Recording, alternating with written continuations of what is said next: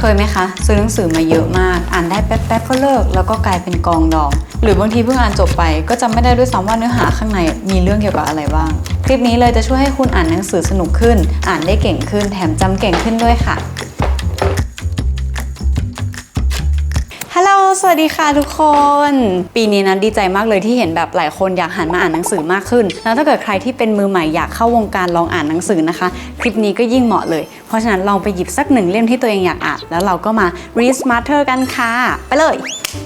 อย่างแรกเลยค่ะเราต้องมาสร้างบรรยากาศในการอ่านหนังสือกันสักก่อนถ้าให้นัดเลือกสถานที่อ่านหนังสือระหว่างโซฟาเตียงหรือว่าเป็นโต๊ะนะคะนัดจะชอบอ่านบนโต๊ะมากกว่าเพราะว่าเราเป็นคนที่ชอบขีดเขียนไปด้วยตอนอ่านหนังสือเพราะฉะนั้นโต๊ะเนี่ยจะเป็นที่สะดวกสบายมากแต่ว่าจริงๆถ้าเกิดใครสะดวกที่ไหนก็ได้ทั้งนั้นแหละค่ะและต่อไปที่นัดต้องทำตลอดนะคะก็คือจะไปเปิด background music ที่มันเป็นแบบห้องสมุด library ค่ะ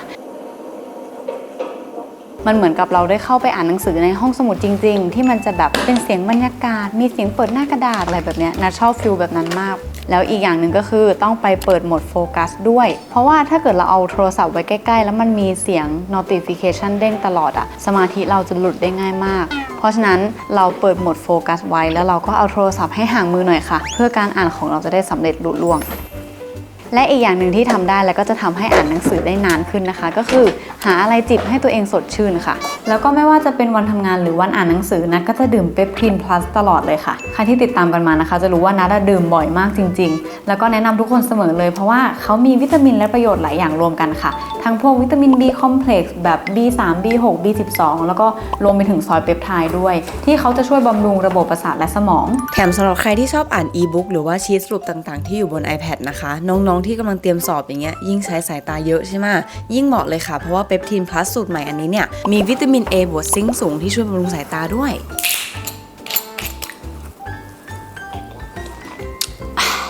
คือเขาเนี่ยจะทำให้เรามีสมาธิมากขึ้นพอเรามีสมาธิมากขึ้นมันก็จะทำให้เราโฟกัสได้มากขึ้นนะคะพอเราโฟกัสได้มันก็จะยิ่งแบบจำเนื้อหาได้ดีมากยิ่งขึ้นมันก็จะเป็นโปรเซสการอ่านแบบนี้แหละที่ทำให้เราอ่านแล้วโฟลว์ยาวไปเลยแล้วเขาก็เป็นรสผลไม้ด้วยดื่มง่ายนะคะสดชื่นมากเลยนัทเป็นคนที่ดื่มจนติดเป็นนิสัยทุกวันเลยไม่ว่าจะเป็นก่อนทำงานหรือว่าก่อนอ่านหนังสือนะคะสรุปก็คือนัทดื่มทุกวันเรียกได้ว่าดื่มเปปทินพลัสนะคะช่วยทำบำรุงสายตาแล้วก็ทำให้สมองของเราเนี่ยโฟกัสได้ดียิ่งขึ้นถือเป็นอีกหนึ่งไอเทมในการเตรียมตัวอ่านเลยค่ะอย่าลืมนะเปปทินพลัสบำรุงทั้งสมองและสายตาในขวดเดียวเนื้อหาเยอะแค่ไหนก็โฟกัสหัวไบรท์มีสมาธิเลิศ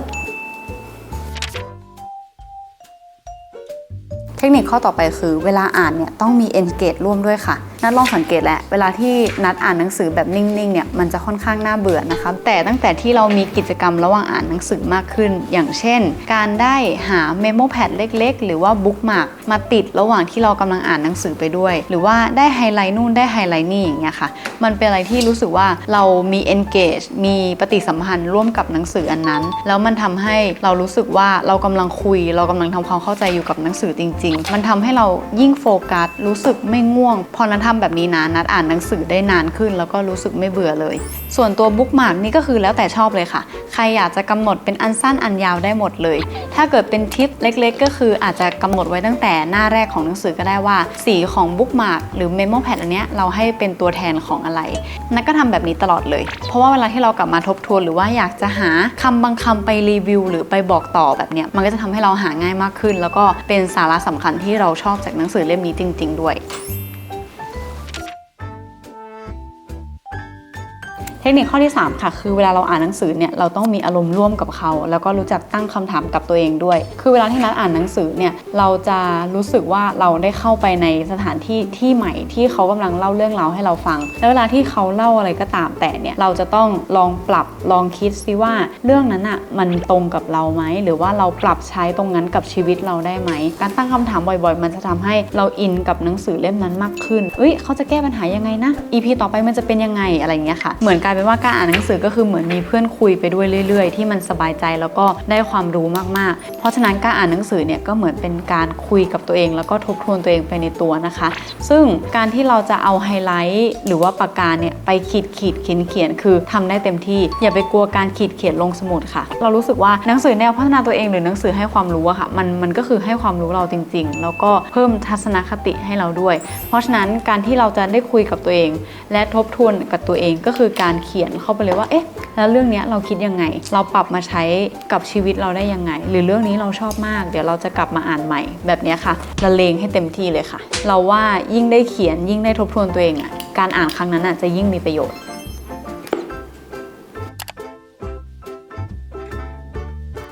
และเทคนิคข้อต่อไปก็คือถ้าเกิดเรารู้สึกว่าเราอ่านเล่มไหนเราไม่สนุกเนี่ยให้เปลี่ยนเล่มได้เลยค่ะเราไม่จำเป็นต้องฝืนอ่านเล่มใดเล่มหนึ่งให้จบเป็นเล่มๆไปก็ได้นะคะทุกคนเพราะว่ามันจะทำให้เรายิ่งรู้สึกไม่เอนจอยกับการอ่านหนังสือแล้วก็ทำให้เราเลิกอ่านได้ไวยิ่งขึ้นเพราะว่าบางทีเราอาจจะไปเจอเล่มที่มันไม่ใช่สไตล์ของเราก็ได้ไม่จำเป็นต้องอ่านเล่มเดียวให้จบภายใน1ครั้งนะคะคนเรามีความสนใจหลายด้านนะคะขนาด YouTube Homepage เรายังมีหลายคลิปเพื่อให้เลือกดูเลยใช่ไหมเพราะฉะนั้นมันจะเป็นอะไรที่โอเคมากถ้าเกิดทุกคนจะเป็นนางสาว multitasking ไปอ่านเล่มนู้นนิดนึงมาอ่านเล่มนี้ต่ออีกหน่อยแล้วก็วนๆไปเรื่อยๆจนในที่สุดมันก็จะจบไปเองค่ะแนะนำเลยว่าถ้าเกิดทุกคนอ่านหนังสือจบแล้วให้ดึงสิ่งที่เราชอบและน่าสนใจออกมาเขียนให้ได้10ข้อค่ะยิ่งเวลาที่เราอ่านหนังสือจบใหม่ๆแบบสดๆร้อนๆเนี่ยการที่เราได้กองความคิดทันทีว่าเอ๊ะเราชอบหัวข้อไหนในหนังสือเล่มนี้มีข้อคิดเรื่องไหนที่เราสามารถเอามาปรับใช้กับชีวิตเราได้จริงๆเขียนออกมาเลยจะข้อความสั้นๆหรือข้อความยาวๆก็ได้มันจะทำให้เรายิ่งจดจำเรื่องราวนั้นๆได้ดีมากยิ่งขึ้นเทคนิคข้อนี้ดีมากเลยนะทุกคนเพราะเรารู้สึกว่ายิ่งความรู้ที่เราเพิ่งอ่านจบใหม่ๆสดๆร้อนๆแล้วเราสามารถกลั่นกรองออกมาได้ดีที่สุดตอนนั้นถ้าเกิดเราเขียนลงไปและเก็บไว้ตามความเข้าใจของเราตอนนั้นเลยกลับมาอ่านอีกครั้งในอนาคตหรือว่าเราอยากจะเอาหนังสือที่เราเคยอ่านไปรีวิวต่อมันจะสามารถทำได้ง่ายมากถึงแม้ว่าเราจะไม่ได้แบบอ่านเล่มนี้มานานแล้วแต่เรากลับมาดู10ข้อตรงนี้ที่เราเขียนไว้ยังไงมันก็จะทำให้เราลื้อฟื้นแล้วก็เข้าใจได้ว่าทั้งเล่มเนี้ยเขาพูดถึงอะไรบ้างเพราะฉะนั้นรีบกลั่นกรองตั้งแต่ตอนอ่านเสร็จไปเลยค่ะมันจะเป็นความชอบความสนุกที่เราเขียนลงไปแบบออร์แกนิกสุดๆเลย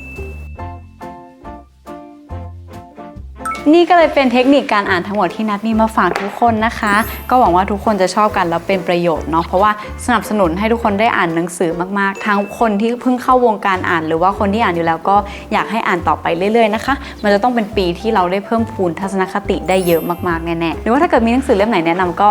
ป้ายยานัทบ้างนะคะทุกคนบ๊ายบายนะคะเจอกันใหม่ค่ะ